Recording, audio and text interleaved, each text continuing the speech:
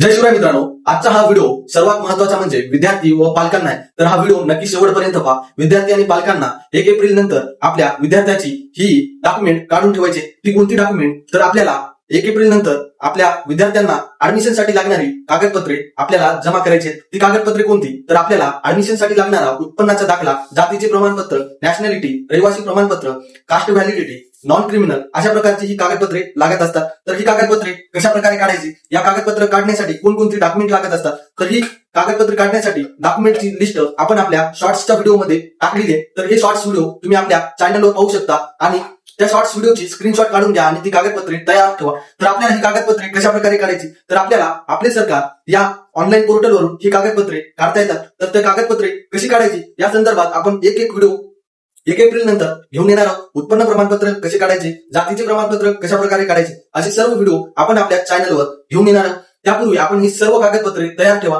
आणि आपण 1 एप्रिल पासून ही कागदपत्रे कशी काढायची याबद्दल सर्व व्हिडिओ आपण घेऊन येणार आहोत. तर त्यासाठी आताच आपल्या मराठी माहिती कट्टा या युट्यूब चॅनलवर नवीन असाल तर चॅनलला नक्की सबस्क्राईब करा आणि या व्हिडिओला जास्तीत जास्त विद्यार्थी व पालकांपर्यंत शेअर करायला विसरू नका, कारण अशाच प्रकारची माहिती आपल्या चॅनलवर येत असते. चला पुन्हा भेटूया अशाच नवनवीन माहितीसह. तोपर्यंत जय हिंद, जय महाराष्ट्र.